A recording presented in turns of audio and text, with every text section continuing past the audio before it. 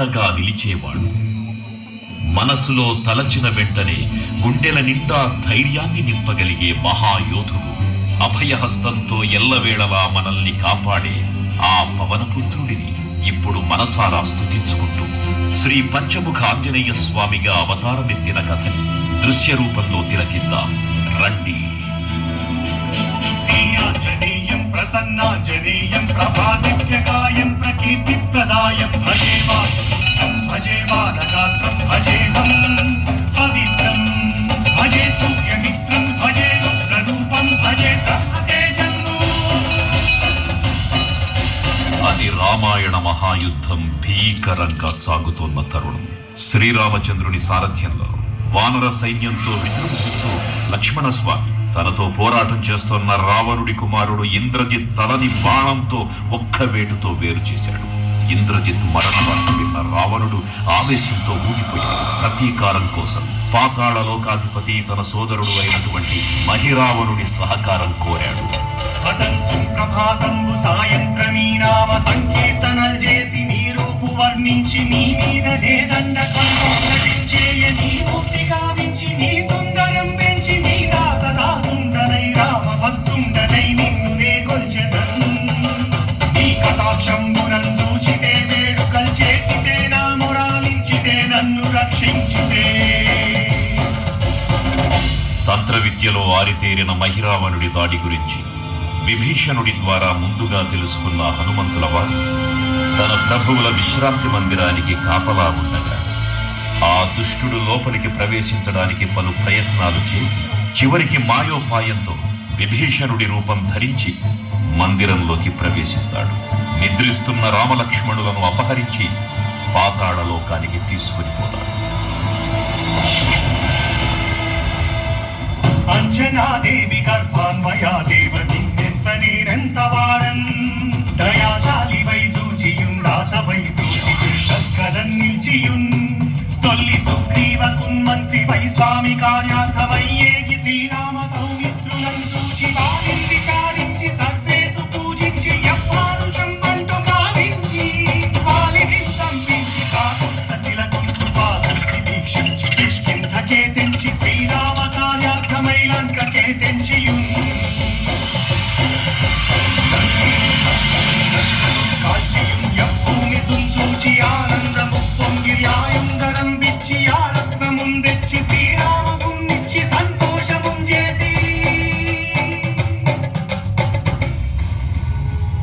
తన ప్రభువులను కాపాడుకోవడానికి వాయువేగంతో పాతాళ లోకానికి చేరుకున్న ఆంజనేయ స్వామికి సగం మొసలి సగం వానర రూపంలో ఉన్న వింత జీవి ముఖద్వారం వద్ద కాపలా కాస్తూ కనిపిస్తుంది.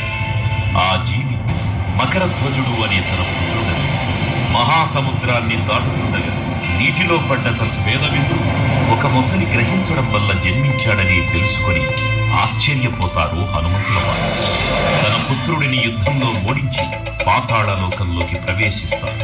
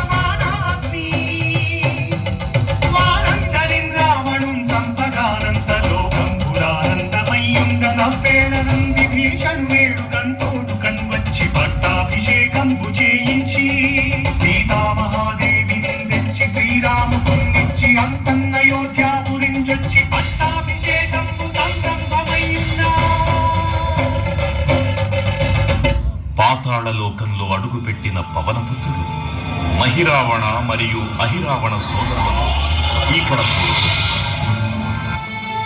5 దిక్కులలో ఉన్న 5 దీపాలను ఒకేసారి ఆర్పడం ద్వారా మాత్రమే వారి మరణం సంభవిస్తుందని చెప్పగా అప్పుడు మహాబలి 5 ముఖాల ధారణ చేసి పంచముఖ ఆంజనేయునిగా అవతరించి ఏకకాలంలో 5 దీపాలను ఆర్పివేసి ఆ దుష్ట సోదరులను తుదముట్టిస్తారు.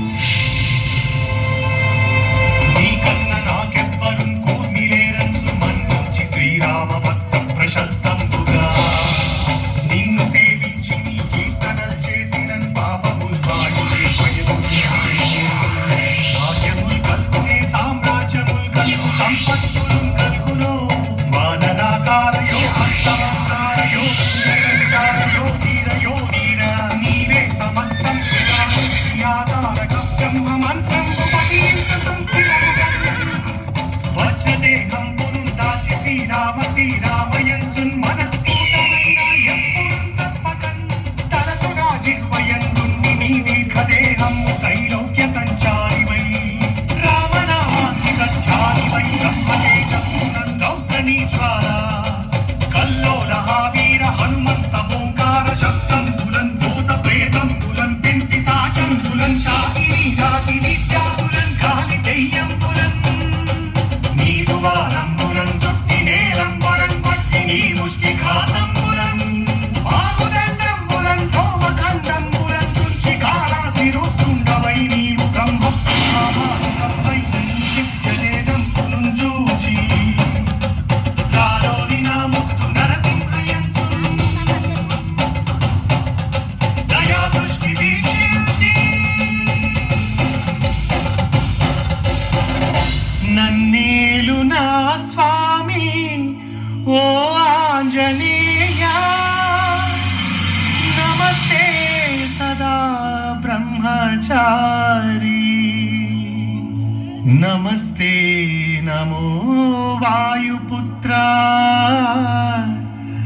నమస్తే నమః. తూర్పు దిక్కున చూసే శ్రీ హనుమాన్ ముఖం సర్వ పాపాలను హరించేదిగా, దక్షిణ దిక్కున చూసే శ్రీ నరసింహుని ముఖం శత్రుభయాన్ని పోగొట్టి విజయం చేకూర్చేదిగా, పశ్చిమ దిక్కుని చూసే శ్రీ గరుడ ముఖం భూత ప్రేత తాంత్రిక భయాలను పోగొట్టేదిగా, ఉత్తర దిక్కు వైపు చూసే శ్రీ వరాహ ముఖం గ్రహదోషాలను హరింపజేసి, అష్టై హయగ్రీవ ముఖం విజ్ఞానాన్ని విజయాన్ని ఉత్తమ జీవిత భాగస్వామిని అందించేదిగా పురాణాలు చెబుతున్నాయి. కావున భక్తులారా, అన్ని విధాలుగా మనలను ఆపుకునే శ్రీ ఆంజనేయ స్వామిని మనసారా స్మరించుకుని ధరించండి. శ్రీ శ్రీ శ్రీ మహావీర బజరంగ బలికి జై.